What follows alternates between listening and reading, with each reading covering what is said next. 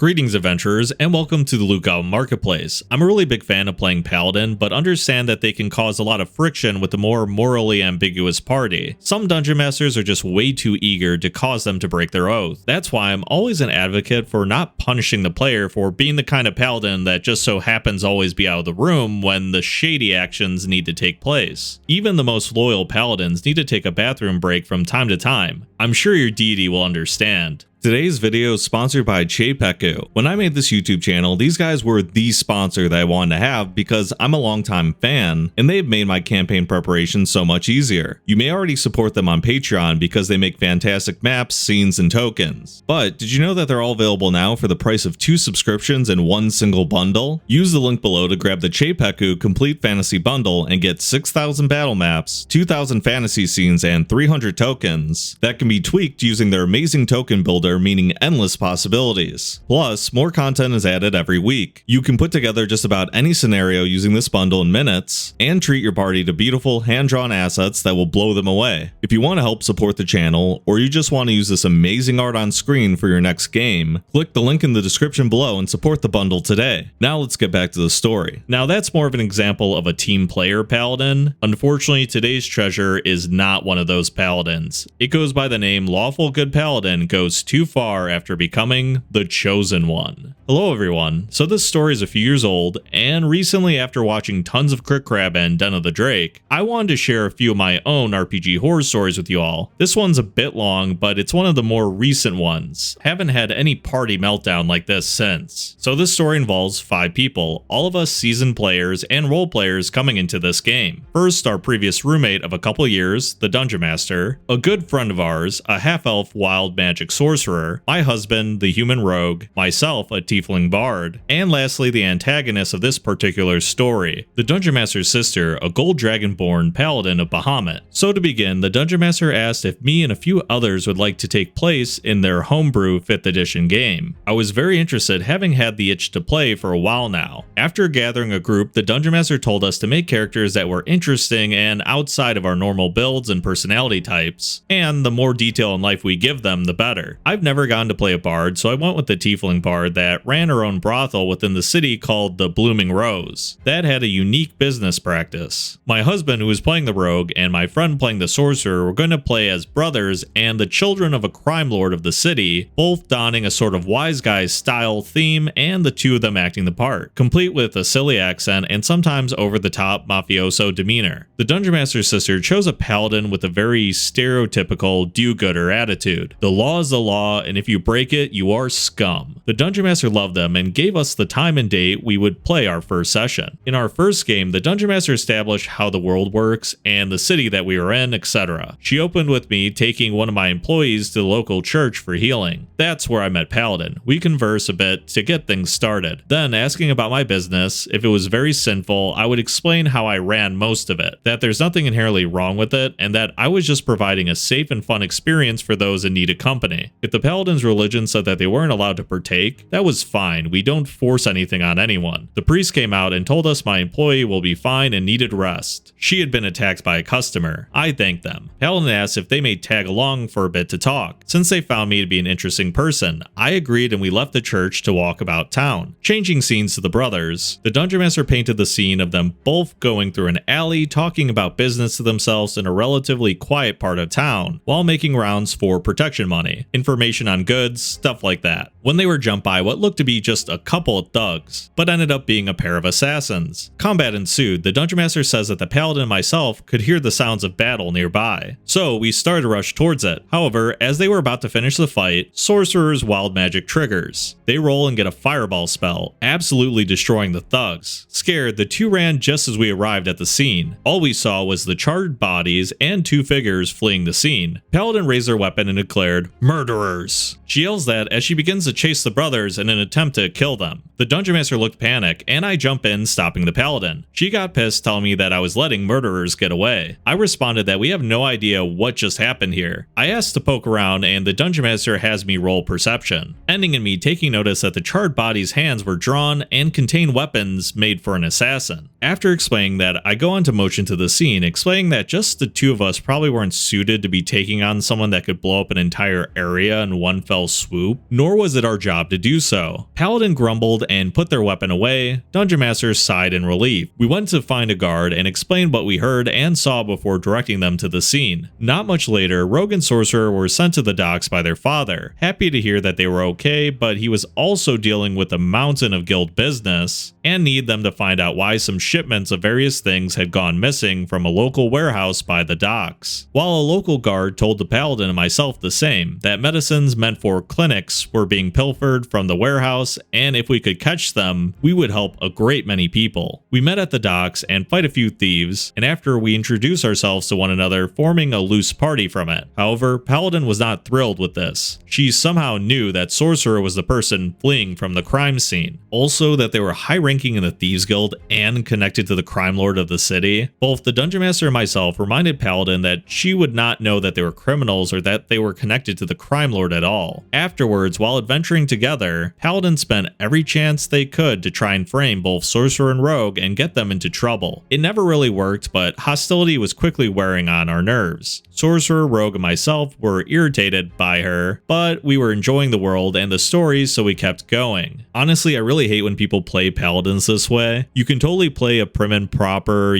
stick in the mud style, goody two-shoes Paladin, and it can be a funny and contrasting vibe to the more criminal parts of your party, but you guys have to actually get along functionally to progress the plot. Having a Paladin that's just ready to have PvP enabled and smite the person the moment they do something criminal in front of them, and is secretly plotting on their downfall behind the scenes is not fun. Now, obviously, the original encounter was meant to bring the Paladin and the author here to save the brothers, and then they realize that they have common goals and go to the docks. Unfortunately, that wild magic trigger caused a fireball, and yeah, it looked like a murder scene. That's pretty funny. I think the author here actually saved that situation RP-wise pretty well. And I don't even really hate the actions of the Paladin, chasing them down, saying, "I'll get you for that, strange murderers I've never met before." It is a really funny situation just because wild magic shenanigans. But the fact now that they're not letting that go and they're metagaming their backstory to try to get them put behind bars immediately, the chance for the Paladin goody two-shoes to be a fun straight man in the situation is long past. Let's see what happens from here. The next few sessions, we investigate the disappearances of villagers that led to a cult in a smaller town quite a ways away. A small town full of oddly happy but normal acting people, at least until we started poking around and the town quickly devolved into a run or die scenario of illithids around every corner looking to try and silence the party before we could warn anyone, which in turn led to finding out that we were being invaded by illithids who were pretty much pulling an invasion of the body snatchers, the session ending with us barely escaping back out of the town and into the wilderness. I should take a moment to explain our party dynamic. Rogue was the guy that cracked locks, safes, lips and bones when it called for it, and cared immensely for his younger half-brother, the Sorcerer. Sorcerer was the powerful but still budding caster and brains between the two brothers who aspired to make his brother, Rogue, and his father proud. Paladin was a tank who acted as though they were the party face while disparaging all of us. Then me as a smooth talker, and as time went on, healer and tank. Really, the tank too? Why was I the healer and another tank? Because Paladin made it clear she wouldn't heal criminal scum like them nor come to their defense in any way. If they die, the city would be clean of 2 more pieces of refuse. The thing about the brothers is that they and even the guild their father ran had a code. A don't take from people that can't go without it kind of code. They kept other more ruthless gangs and organizations from taking root in the city, but Paladin didn't care. They were criminals, and criminals aren't worth protecting, even if they contribute to quiet and safer streets. During this time, the Dungeon Master had pivotal points happen for all of us. The brother's father had fallen ill and proclaimed his son, Rogue, will take over the guild if anything happens. Sorcerer found out more about themselves and their elven lineage and began working to gain more control of the very chaotic magic they possessed and knew little about. I had become quite familiar and friendly with royalty, most of all the current ruling queen. As for Paladin, Dungeon Master said that they were given divine dreams from their god, who told them that they were his chosen one, making them popular within the religious sect and becoming their representative. Of course, the second she was the chosen one, every chance she had, she made sure to express this, as well as making many deals behind the scenes to eventually ensure the arrest and or straight up execution of both Rogue and Sorcerer's characters. Needless to say, she pretty much took on the I'm the main hero of this story, dictating what we were and were not allowed to do. Again, making all of us irritated, but we played nice. The plot was getting good and we just figured sooner or later her ego would deflate. Oh, we were wrong. Yeah, I don't think it really ever gets better when someone's told that they're very important to the plot and that they're the chosen one. If they weren't playing nice with the party before their god basically said, hey buddy, everything you do I totally approve of, you know they're going to be in for a bad time. I really do like the fact that the Thieves Guild is presented as like a necessary evil in this city. That's something that the deity can totally address and bring up to the Paladin, but nah, he just gave him a free pass instead, which I think is a miss from the Dungeon Master. Alright, back to the story. At one point, I found critical information that the rogue and sorcerer needed to know, and so I dragged Paladin with me to one of their hideouts, not thinking of the risk of just showing up there. A failure on my part, admittedly. Once we got there, I knocked on the door requesting to see rogue and or sorcerer. They came out shortly and expressed anger that just showing up like this was a risk to them and the party. I apologized profusely and gave them the information. Paladin kept oddly quiet through this. We calmed down and decided to use a method of communication through guild agents. I understood and offered my brothel as a meeting location from now on. The Dungeon Master suggested some of the guild messenger birds, since they were both familiar with both rogue and sorcerer, as well as being a good way we can keep contact if needed without needing to show up there, since they were familiar with both rogue and sorcerer, as well as being a good way we can keep contact if needed without needing to show up there when the party is split and off doing other things. Paladin and I leave together, however, sometime later we split up to do some light shopping. Paladin decided to go back and try breaking into the hideout while rogue and sorcerer were having a very heartwarming scene with their father and generally a good bit of roleplay. The Dungeon Master asked what Paladin was hoping to accomplish, to which she quipped to catch them all in the act of doing illegal things. Paladin fails to open the door and opts to just kick it down and shout in frustration once inside. I'm going to turn you all into the city guards and have this place shut down. Hives of villainy have no place in my city, they proclaimed triumphantly. Paladin was laughed at by rogue and sorcerer above board as Paladin got shot at and hit quite a few times by the people watching the door with ranged weapons and were told off by both rogue and sorcerer. We're supposed to be a team and you're not only putting us in danger by trying to expose us, but also the effort to stop the invasion. Go back to your church and butt out of the guild's business. You don't see us dropping by the church to start trouble, so don't do it with us. Wounded and annoyed, she left. As we investigated, we found out that the Illithids had already taken over some high-ranking positions, including many of the heads in the royal court. We got a private audience with the queen, explaining to her the situation, showing our evidence. The queen explained that she had some idea what was happening for some time, but had no idea how bad things were until now. Getting on in years, she expressed that she did not feel she was capable of dealing with such a threat, that it was her lack of action that had already brought this to the point that it had. She asked what we felt we should do, and most of us came to the same conclusion. We needed to fight the Illithids and show we will not just stand by and let them kill us and take over. At this point, the queen says, each of you have quite a lot of pull in this city. I'm going to summon a meeting and announce I'll be stepping down as queen, and with no heir, it will be up to you to put someone you know you can trust in my place by convincing the remainder of the court. We were taken aback by this. None of us had planned to suddenly get the chance to be the ruler of an entire kingdom. Paladin smugly says that they are the chosen of their god, a far more noble role than being a paltry queen. We rolled our eyes and discussed what to do. Rogue and sorcerer refused because of their position. It would not look good to have shady people like them on the throne. It was decided that I would take over. The common people loved me, and my own connections with the everyday people and the dirt I had on nobles that often made a habit of visiting my establishment made it the best choice and the easiest. The Dungeon Master called it there and told us to brush up on parliament procedure and be ready for anything in 2 weeks. We discussed after the game our plans. Rogue and sorcerer would get a manifest ready to show proof that not only can I help supply an army, but was already set to help do so. Paladin was to bring the church members as both a demonstration of support and as a backup if the Illithids were to try to escape. I was to present myself as a strong leader and give a rousing speech to show I could not only lead a nation, but that I would not let any monsters try and stop me no matter who they think they were, in order to not only inspire but intimidate any of them in the court. 2 weeks were gone in a flash, and then came the big game. I'm not sure what happened in between, but I guess the Dungeon Master thought doing all that research before the game was a bit too much, or maybe the Dungeon Master just got too busy. But when the game took place and the queen stepped down, everyone was shocked. She appointed my bard as her successor. I gave a few points about what's going on, what resources I had, and what was planned, and they all voted and agreed for me to rule. We were all a bit disappointed but rolled with it. As members of the court left, a few stayed behind doing an evil slow clap. We confronted them but wondered why they approved this. They then had a villainous monologue that they would be foolish playing their cards so soon. They transformed into their true selves and the battle started. We fought hard and brought all but one down. However, before we could deliver a final blow, they summoned a portal sending us to an unknown location. It was dark, cold, and floating above us was a grotesque illithid-like creature in a giant sphere of water. It was phase 2. The dice gods were on our side and we just barely survived. As it fell on the ground, it relinquished a runic stone of some kind. The sorcerer walked over and touched it. The dungeon master tells him he sees other worlds that fell to the invaders, however it seemed they were not out just to conquer. They were running from something and trying to hide in other worlds. Suddenly a portal opens, the sorcerer asks to do an arcana check on the stone and gets a natural 20. Dungeon master explains it's an anchor and that we have to choose destroy it and deal with the illithids here as well as whatever's coming, or throw it into the portal and make it another world's problem, as over time the illithids would be pulled from our world. The dungeon master warned us that there was no guarantee that they would not return eventually. Above board, it did not take long to decide what to do. We agreed to destroy it and to try to conquer the illithid threat and do our best to prepare for what else was coming. Rogue says he will leave this to sorcerer and the party to figure out, before deciding to go through the other portal to scout where it would drop us off, leaving me, sorcerer, and paladin alone. Here's where shit hits the fan. Sorcerer wants to strike up a roleplay about coming to the decision. Back in character, he said perhaps we should take a vote or discuss the options we had and their pros and cons. Before he could finish his full thoughts, Paladin interrupts. We need to destroy it now. Hand it over or I'll take it. Sorcerer shakes his head and says we can talk about this a little bit. Paladin doesn't wait another moment to roll grapple and knock the runic stone from the sorcerer's hand. I want to make note, sorcerer was defenseless as Paladin proceeded to also strike him repeatedly afterwards. I rush over to stop her and heal him using my last spell slot. She throws him aside, points her weapon at me and states, "You try to stop me or help him, I'll kill you too." As much as I want to blame Paladin exclusively for what happened here, I feel like the dungeon master is not doing us any favors by not shutting down the PvP immediately. They did gas them up and say that they were the chosen one, basically the protagonist. This is a very cinematic battle where the good guy finally gets a chance to shut down the evil that he's been unwillingly fighting alongside. It's not exactly a bad story beat if that's what the party wants to roll with, but obviously no one's okay with this but the paladin. So the dungeon master does need to step in and stop letting them roll PvP. It doesn't really seem like the dungeon master is doing much here, so let's just see how the PvP ends. Sorcerer has had enough of the paladin's crap in this moment, and in truth we all did. He is upset and dumbfounded by what had just happened. Rogue is as well. Paladin smiles smugly and declares triumphantly, I proceed to go over and smash the stone, which out of character they already all agreed that they were going to do it. That's kind of why it's crazy the situation's still playing out like it is. Both of them say that Paladin has just pretty much ruined the dungeon master's game by ensuring neither of their characters will ever work with them again. Sorcerer because she had effectively just curb stomped him into an inch of his life, and when Rogue returns and learns this, neither will he, effectively ensuring that the war effort would lose the supply chains, scouting power, and contracts of the Thieves Guild. The dungeon master and myself are still just left dumbstruck by what happened. The dungeon master sighs and decides to end the session there, probably to try and work on what she's going to do about this. Paladin grabs her stuff and thanks the dungeon master for the great session and leaves. The dungeon master, in shock, just stands and staggers to her room. I talk to Rogue and Sorcerer, and Sorcerer makes it clear he will not play with her again. She ruined any trust they had in her character and any fun to be had role-playing their characters together every chance she had. Rogue and I agreed, also royally pissed off. We also decide if the dungeon master want to go on, we will, but not with Paladin. The next day, dungeon master asks to talk to me. She asked me if there's anything she could do as a dungeon master and also as Paladin's sister to reconcile things so the group could move on. I explained that Paladin has caused a very large rift in the group by flying off the handle, especially since dungeon master didn't try to stop her or intervene. I explained that short of saying no you can't do that and I won't allow it, she really couldn't have done either and we don't blame her. We were all upset with Paladin and her decision to just hulk out and beat up a fellow player character. I go on to say that if things were to continue, Paladin would need to apologize to the group and to her as dungeon master for derailing the game for what amounted to a "I'm the chosen one, we do what I say or else" tantrum, but I didn't think even that would work. Rogue Sorcerer and I were fed up with how Paladin was acting. It went beyond just snide remarks about them being criminals and at every point trying to have them locked up. It was disruptive and derailing to every session, having at least one point where we must stop progression to indulge Paladin's lust for trying to screw us over. Now, I already talked with both Sorcerer and Rogue. Both had agreed to play again if she is out, which, given how she behaved both in and out of character, she attacked one of her allies